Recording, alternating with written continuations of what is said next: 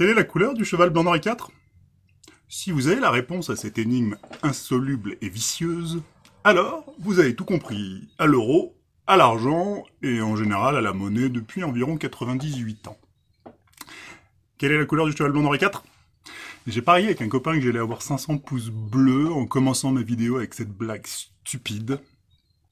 Donc je vais vous demander un coup de main, est-ce que vous pouvez mettre ce pouce bleu, puis autant qu'à faire, inscrivez-vous à la chaîne et puis activez la cloche des notifications. S'il vous plaît, mettez ce pouce bleu, parce que je ne sais pas si vous vous en êtes encore rendu compte, mais dans cette vidéo, nous allons parler de théorie monétaire brutale, d'un truc que pas grand monde ne comprend, et en plus, on va le faire en s'amusant. Et cette théorie monétaire brutale, non seulement elle est la clé pour protéger votre épargne, mais aussi pour construire un patrimoine en béton, avec un poil de méthode et un bon sens du timing, vous allez voir ça. Je vous ai mijoté aux petits oignons cette vidéo, alors je pense que je vais mériter mon petit pouce bleu. Nous en étions où? Ah!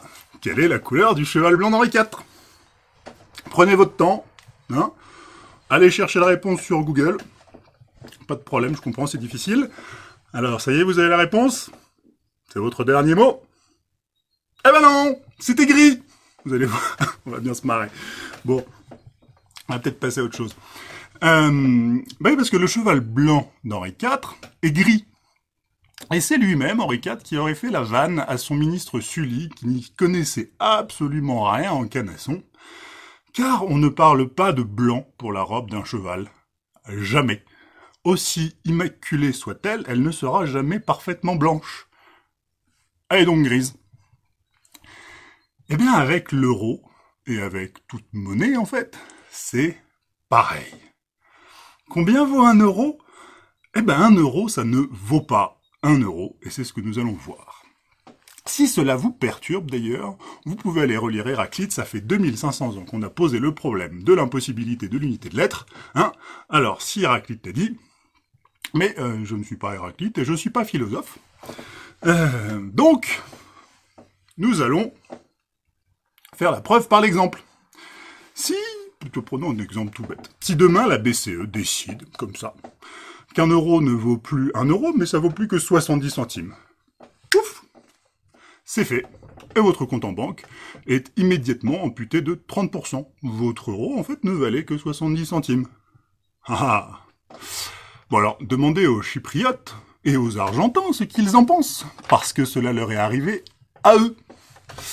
Et d'ailleurs, cette stratégie, puisque pour eux c'est des stratégies, ça a été étudié par le FMI quand Madame Lagarde en était la patronne. Et aujourd'hui, elle est la patronne de la BCE. Et si vous pensez que cela n'arrive qu'aux autres, le confinement aussi, en fait. Hein. Alors donc, combien peut valoir un euro? C'est important, car avant d'investir votre euro dans une action boursière, dans un livret A ou une assurance vie, il faudrait encore savoir ce que vous investissez. Alors d'ailleurs, en parlant d'assurance vie, si vous me suivez, vous savez que ça chauffe sur les assurances vie, c'est dur. Alors si vous en avez une, il s'agit de la racheter. Je vous mets un lien en haut à droite de l'écran, et je ne sais pas où ça va arriver pendant que j'enregistre. Je vous mets un lien ou en description, avec l'alternative que je propose à l'assurance vie. Alors vous mettez cette vidéo sur pause 10 secondes, vous cliquez sur le lien, je vous envoie le dossier par email, comme ça vous l'aurez, et nous, on peut continuer cette vidéo. C'est bon? Alors, nous disions donc, avant que je ne m'interrompe moi-même, ça c'est pour des proches, il s'agit de savoir combien vaut un euro, pour savoir ce que l'on investit, ou combien vaut notre épargne, tout simplement. Alors, mais c'est aussi extrêmement important, lorsque notre ministre des Finances percé, Bruno Le Maire, hein, on oublie l'économie, juste pour ce qu'il en connaît, envoie des milliards à droite et à gauche pour renflouer des milliardaires tchèques, américains, et bientôt japonais et norvégiens avec Renault. Il faudrait savoir ce que l'on envoie vraiment à tous ces gens qui n'en ont pas besoin. D'ailleurs, il faudrait vraiment commencer par arrêter d'urgence de faire ce que vous êtes en train de faire, monsieur le maire. Parce que c'est meurtrier, vos gabegies. D'ailleurs, tant qu'on y est, je vais vous demander de mettre encore cette vidéo sur pause, chers amis, parce que j'ai besoin de vous. J'aimerais, c'est promis, c'est la dernière interruption, mais il faut encore cliquer quelque part en haut, ou en description, parce que j'ai fait un appel à Bruno Le Maire. Au moment où j'enregistre, on est presque à 10 000 signatures. Alors venez m'ajouter cette signature, parce que il faut vraiment arrêter ces conneries. Et puis, parce que Bruno Le Maire, lui, envoyez-lui la vidéo aussi, parce qu'il a vraiment pas du tout compris combien valait un euro. C'est bon? Ça aussi c'est fait? On peut continuer? Merci. Combien vaut un euro? Je vous donne 5 choix. Alors, 1 euro, cela vaut d'abord 75 centimes d'euros, ou alors ça vaut 85 centimes d'euros, ou alors ça vaut 1,15 €, ou alors ça vaut 20 centimes, ou ça vaut rien du tout. Alors, ne dites pas trop vite 0, parce que, bon, je crois que vous pouvez quand même toujours aller chercher votre baguette de pain avec votre euro. Bon, alors bien sûr, vous allez me dire que je compare des euros avec des euros, ça n'a pas de sens. J'ai bien compris. Eh ben oui, mais si on regarde ce que c'est qu'un billet de 10 euros, désolé, c'est plus facile avec un billet de 10 qu'avec une pièce, hein, ben qu'est-ce qu'il y a dessus? Si vous enlevez la couleur vive pour bien le reconnaître, si vous enlevez les jolis dessins, les artefacts pour éviter les contrefaçons, si vous enlevez le numéro de série pour identifier votre billet et en faire la traçabilité, ben en fait, sur votre billet, ben, il reste pas grand-chose. Il reste exactement 3 choses. Il reste un nombre, ici 10, une dénomination, des euros, et une signature. Alors sur mon billet, là c'est Mario Draghi, mais maintenant vous auriez Christine Lagarde. Et donc ce billet, c'est Mario Draghi qui vous promet que vous avez en main 10 euros. Ce billet est une promesse d'argent. C'est une promesse et c'est tout. Mais si ce n'est qu'une promesse, où est le vrai euro? Ah, ben il n'y en a pas. Vous pouvez bien aller changer, vous pouvez essayer d'aller changer votre billet de 10 euros à la Banque de France ou à la BCE. Ben, contre quoi? Je sais pas, de l'or au hasard, ça va pas marcher comme ça.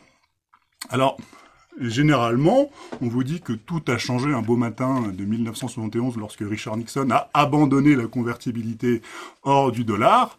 Mais la réalité est que ça remonte en fait à la Première Guerre mondiale. Et ensuite au traité de Gênes de 1922, qui avec l'étalon de changeur avait déjà cloué à peu près tous les clous du cercueil de l'étalon or, sauf un peut-être. Et c'est important parce que l'étalon or, c'est ce qui faisait que le prix d'une miche de pain en France n'avait pas sensiblement évolué de 1815 à 1913, pendant presque un siècle. Alors que la même miche de pain, entre 1922 et aujourd'hui, c'est-à-dire autant de temps, a été multipliée par 750. Ça fait au moins un siècle que nous ne connaissons plus vraiment l'étalon or, à part 2 exceptions, celle du franc Poincaré et celle du franc Pinet, avant et après la Seconde Guerre mondiale. Et comme par hasard, ces 2 périodes étaient fastes, mais quand même beaucoup trop courtes. Nous avons donc des monnaies qui sont devenues des pures fictions, qui sont devenues des promesses d'elles-mêmes, c'est des tautologies, sans aucun autre ancrage avec le réel que la croyance commune. Vous ne pouvez donc plus vraiment définir la monnaie par rapport à un pivot ou un étalon. C'est ce que l'on appelle le régime d'échange flottant. Tout flotte, et donc nous ne pouvons que faire des liens partiels et fragiles, nous pouvons que essayer de faire des incursions dans le réel pour savoir ce que vaut cette promesse d'argent en vrai. Et ben c'est exactement ce que représentent les 5 choix que je vous ai présentés. Ce sont 5 manières de voir ce que nos euros valent comparé à un panier, à un yaourt, comparé à un iPhone, à une once d'or bien sûr, et je garde le meilleur pour la fin. Nous avions donc dit qu'un euro, ça peut valoir, selon la manière dont on regarde, 75 centimes d'euros, 85 centimes d'euros, 1,15 €, ou seulement 20 centimes, ou même rien du tout, zéro, nada. Tout ça, c'est autant de manières de regarder la valeur de votre euro. Et on va les prendre une par une, ces manières. 75 centimes, par exemple, c'est la valeur de votre euro par rapport à celui de l'an 2000, selon l'INSEE et ses calculs d'inflation. Alors le problème est que les paniers de l'INSEE sont construits n'importe comment. Pareil, je vous donne 3 exemples. On y compte le logement qu'à hauteur de 14%, il me semble, c'est totalement sous-estimé. Pas du tout les frais de santé, et pas les impôts. C'est-à-dire qu'en fait, dans les calculs d'inflation, les 3 postes qui ont, comme par hasard, explosé depuis 20 ans ne sont pas comptés. Très très mal. Enfin, depuis, il y a plein d'autres problèmes. L'INSEE raisonne faux, ils font de la propagande. Et puis de toute manière, c'est quelque chose qui n'a pas beaucoup de sens parce que nos niveaux de vie ont également évolué. Donc ça veut rien dire en fait, et on le sait bien. Et vous allez voir quand on va continuer pourquoi ça veut strictement rien dire. Donc maintenant on va prendre 85 centimes. Ça, 85 centimes, c'est en regardant le prix d'un iPhone. Le premier iPhone aux États-Unis en 2007 coûtait 399 $ aux États-Unis. Et en Europe, il coûtait 399 €. Le même prix, j'ai juste la devise qui change. Cette année, la 11e édition du Pro, elle vaut 999 $ aux États-Unis, mais 1159 € en Europe. Entre 2007 et 2020, l'euro s'est déprécié de 15% par rapport au dollar. Nous sommes collectivement appauvris vis-à-vis des Américains, et surtout cela a renchéri d'autant plus le prix de nos importations. Et effectivement, si vous regardez la tendance de l'euro contre le dollar depuis la crise de 2008, la baisse est massive et structurelle. Et si 15% ça n'a pas l'air tant que ça, c'est énorme en fait pour des monnaies comme l'euro et le dollar. Et cela signifie que le simple fait de changer votre épargne en dollars aurait permis d'éviter de vous appauvrir. Mais le dollar lui-même est très mouvant et cette valeur n'est que très relative. Et d'autant que cette tendance est elle-même compensée par une autre tendance. Là, on va prendre le prix de votre yaourt. Ça, c'est notre troisième exemple qui, lui, le prix de vos yaourts a baissé de 15% en 5 ans. Ah ah! Et c'est pour cela que les calculs d'inflation de l'INSEE sont complètement stupides. Parce que plus vous payez pour votre iPhone, pour votre logement, pour votre santé ou pour vos impôts, moins il vous reste pour vivre ensuite. Nous n'avons plus de quoi nous payer un bon yaourt après avoir payé tout ça. Et comme le notait assez anxieusement le patron de Danone, alors qu'on lui demande de faire des produits de meilleure qualité et de meilleure santé et meilleurs pour la santé, nous n'avons plus d'argent pour nous nourrir convenablement. Ce qu'il faut bien comprendre, c'est que nous avons en même temps une mauvaise inflation, celle de l'immobilier, des impôts, qui ne créent aucune richesse réelle. Je ne vais pas m'attarder aujourd'hui sur les hausses de dépenses de santé, ça c'est un peu plus compliqué. Et cette inflation crée de la déflation de l'autre côté et ne nous permet plus d'avoir un bon produit plus cher parce que meilleure qualité. Donc nous avons en même temps de la déflation et de l'inflation. Désolé pour la lumière. Et vous voyez bien que l'euro est tout à la fois en inflation financière et en déflation économique. On commence à avoir un peu mal à la tête là. C'est un effet ciseau énorme pour nos économies qui s'endettent de plus en plus pour vendre de moins en moins cher. Et c'est une des raisons fondamentales pour laquelle il ne faut surtout pas investir en bourse aujourd'hui. Et j'y reviens tout le temps, mais imaginez bien une entreprise qui doit s'endetter de plus en plus pour vendre de moins en moins cher. Mais alors maintenant, et si nous étions encore à l'étalon or? Aujourd'hui, l'euro ne vaudrait plus que 20% de ce qu'il valait en l'an 2000. C'est à peu près le même niveau de dévaluation que ce qu'avait apporté la Grande Guerre. Sauf que nous n'avons pas eu de guerre, nous, depuis l'an 2000. Pas sur notre territoire, en tout cas. Et encore, l'or est massivement manipulé. Il s'échange 1000 fois plus de promesses d'or papier, qu'il n'existe d'or réel. Un peu comme si nous valorisions un sac de riz avec quelques perles dedans et qu'on donnait un prix au tout. Vous avez carrément intérêt à acheter directement les perles. C'est-à-dire investir en or physique, c'est fondamental. Parce que sa valeur réelle est incroyablement supérieure à celle de son ersatz de papier avec qui il est mélangé. Et d'ailleurs, on a vu dans cette crise les prémices du décrochage de l'or physique. Il y a un goulet d'étranglement énorme qui arrive au mois de juin. On va encore voir des tensions sur l'or physique. Là, en ce moment, on peut s'en reprocurer à nouveau. Si vous prévoyez d'acheter de l'or, maintenant est le bon moment. Et encore une fois, faites du physique. Mais bon. Surtout, c'est pas tant l'or qui monte que les monnaies qui s'effondrent. Et vu comme ça, vous pouvez imaginer l'incroyable potentiel de l'or. Parce qu'il reste encore notre dernière valorisation de notre euro. Il n'est pas tout à fait vrai quand je vous disais qu'il n'existe pas d'étalon pour mesurer la valeur de nos monnaies aujourd'hui. Il y en a un en fait. Il y en a un et il n'est pas très facile à comprendre. Alors pour ça, on va aller faire un tour sur une petite île perdue. Mais alors vraiment en plein milieu de l'océan Pacifique, en Micronésie. Si vous suivez cette lettre, vous le connaissez peut-être déjà cet exemple, je l'aime beaucoup. C'est la petite île de Yap. Et cet exemple, cet exemple vient de Milton Friedman. C'est très important ça. Ça vient de Milton Friedman, qui est le père de la théorie monétaire moderne. C'est lui qui a inspiré tous les banquiers centraux et qui, à la fin de sa vie, s'est un peu senti comme Dr Frankenstein qui avait complètement perdu le contrôle de sa créature. C'est lui qui, enfin, il parle pas de Frankenstein, mais à la fin, il était un peu dégoûté envers les banques centrales. Et c'est toujours bon un peu de revenir à l'origine et de voir à quel moment ça s'est mis à déconner. Et donc, la petite île de Yap a la particularité d'avoir les pièces, mais alors les plus étranges. C'est très étrange parce que certaines d'entre elles pèsent jusqu'à 15 tonnes et mesurent 3,50 m de diamètre. On appelle ça des rails. Alors, il existe des plus petits pour les transactions du quotidien, mais les plus grosses servent, sans jamais bouger de place, pour les grosses transactions, comme les terrains ou les maisons. Elles sont comme une espèce de livre de compte archaïque. C'est un peu comme ça que ça marche. Alors, ces pièces géantes sont parfois citées en exemple pour montrer à quel point une monnaie est arbitraire et que ça peut être un gros caillou. Mais c'est pas du tout l'essentiel de cet exemple.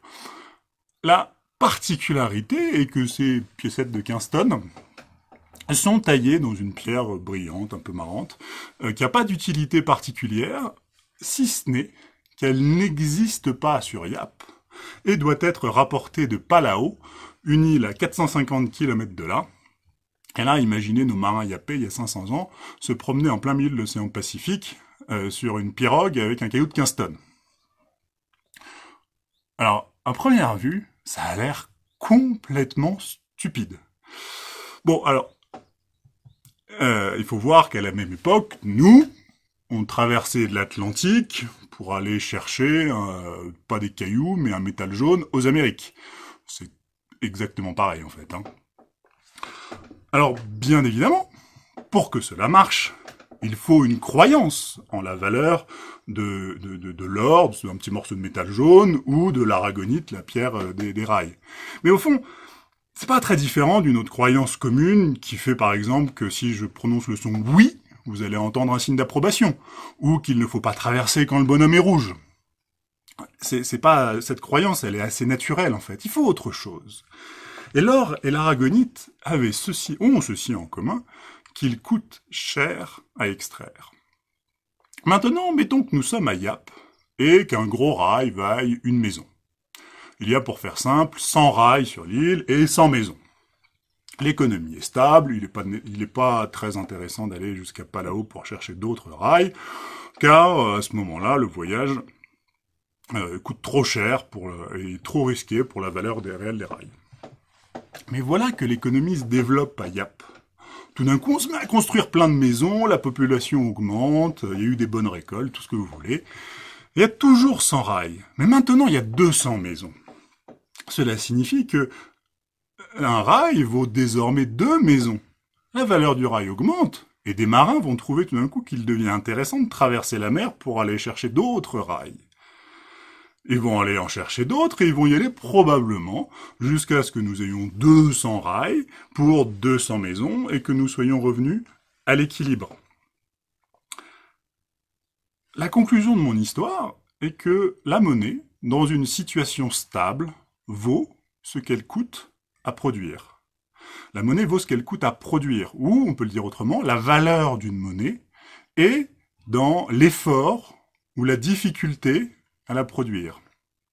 Car si elle vaut plus que ça, il se trouvera toujours quelqu'un pour en produire davantage. Peu importe que ce quelqu'un soit un marin, un chercheur d'or, un roi ou, au hasard, un banquier central. Si elle vaut moins, en revanche, soit elle perdra son statut de monnaie pour avoir appauvri trop de ses producteurs, soit elle sera utilisée pour un autre usage, on en fera des pieds de lit ou je sais pas, jusqu'à retrouver l'équilibre. Mais c'est très important à comprendre, une monnaie vaut ce qu'elle coûte à produire. Alors, bien évidemment, ça a l'air totalement bête de dépenser autant d'énergie pour aller chercher de l'or au fond d'une mine ou de l'aragonite en traversant les mers, parce que c'est totalement inutile. Et c'est pour cela que Keynes parlait de l'or comme d'une relique barbare. Il n'y a rien de civilisé à prendre un bateau pour aller creuser la roche pour revenir avec un gros caillou. Que ce soit de l'or ou de l'aragonite. Puis tant qu'à faire, que l'effort qui sert à produire la monnaie soit utile. Si on pouvait faire ça, ça serait quand même vachement plus pratique. Et bien vu comme cela, la création monétaire actuelle semble bien meilleure. Parce que dans notre système, comment ça marche? Ce sont les banques commerciales qui créent la monnaie. Et elles créent de la monnaie à chaque fois qu'elles accordent un crédit. Alors ça, c'est encore un point très important. Quand la banque vous prête de l'argent, elle ne vous prête pas une somme qu'elle a en dépôt d'un autre client. Elle crée l'argent spécialement pour vous sous la forme d'une ligne dans son grand livre. C'est un simple jeu d'écriture. L'argent, on pourrait dire, apparaît comme ça, mais c'est plus compliqué que ça, parce que beaucoup de gens trouvent cela difficile à comprendre ou outrancier. Comment ça, la banque, moi je lui demande de l'argent, et puis au lieu de me donner quelque chose qu'elle a, elle le crée sans même... Mais non, c'est pas bête du tout, elle a raison de faire ça. Elle a raison de faire ça. Parce que, comme je vous disais, la valeur d'une monnaie dépend de l'effort nécessaire pour la produire. Eh bien, quand la banque vous prête de l'argent, vous vous engagez à fournir un effort pour rembourser cet argent, a priori par votre travail, par votre talent, par je ne sais quoi encore. Et donc, d'une certaine manière, la création monétaire actuelle permet de vous affranchir de la peine totalement inutile de transporter des machins de 15 tonnes sur des centaines de kilomètres sur des pirogues en bois. Alors tant mieux! Au départ, ça a l'air excellent comme système. Mais, et c'est là l'énorme mais, vous avez peut-être noté une différence notable. Et c'est le problème avec la création monétaire actuelle. Avec les rails, vous avez fourni l'effort avant, et si vous avez échoué, l'argent n'aura tout simplement pas été créé. Si vous ramenez pas votre pierre, elle n'est pas là. Avec la création monétaire par le crédit, l'argent est créé d'avance. Et si vous échouez à fournir l'effort, et donc à le rembourser, vous faites faillite, et l'argent qui avait été créé d'avance est détruit. À moins que l'on vous en prête encore plus pour vous refaire, peu importe. Mais ce qui est important, c'est que dans le système de crédit, l'argent se crée, mais pour que le système reste stable, l'argent doit également se détruire. Et le cycle complet est très, très, très important pour la stabilité du système, pour que la masse d'argent en circulation reflète toujours à peu près l'activité économique et éviter les maux de l'inflation, de la déflation, ou l'inflation d'un côté et la déflation de l'autre. Et ça, c'est l'explication monétariste des cycles économiques par la création monétaire, puis la destruction du surplus. Sauf que depuis 2008, les banques ont créé des dizaines de milliers de milliards de dollars d'argent avec des fausses promesses en retour d'un effort à venir pour justifier cette création. Sauf que ce retour n'est pas venu, ce retour ne viendra jamais, il est impossible. Et on a, d'une certaine manière, appelé la croissance, comme on appelle la pluie avec un bâton, et la croissance n'est pas venue. Et aujourd'hui, que les promesses n'ont pas été tenues, nous nous lançons avec cette crise dans une nouvelle phase encore plus gargantuesque de production de dette, de production d'argent, de production que nous allons fournir un effort pour justifier cet argent. Mais on va jamais pouvoir justifier tant d'argent. Et donc arrive la phase inéluctable de destruction monétaire massive. Alors bien évidemment, dans un système équitable, chacun devrait perdre selon son risque et selon son comportement. Mais ce n'est pas ce qui se passe. Aucun grand banquier n'a été en prison après 2008, sauf en Islande. Et aujourd'hui, on essaye même d'en faire des saints. Ce sera probablement ma prochaine vidéo. Il y a une super opération de com en ce moment sur les banquiers, mais c'est n'importe quoi. Mais les milliardaires à la tête d'entreprises sans surendettées sont plus riches que jamais. Et ils n'ont pas du tout l'intention de payer l'addition ou de faire l'effort de tout le crédit qu'on leur a accordé.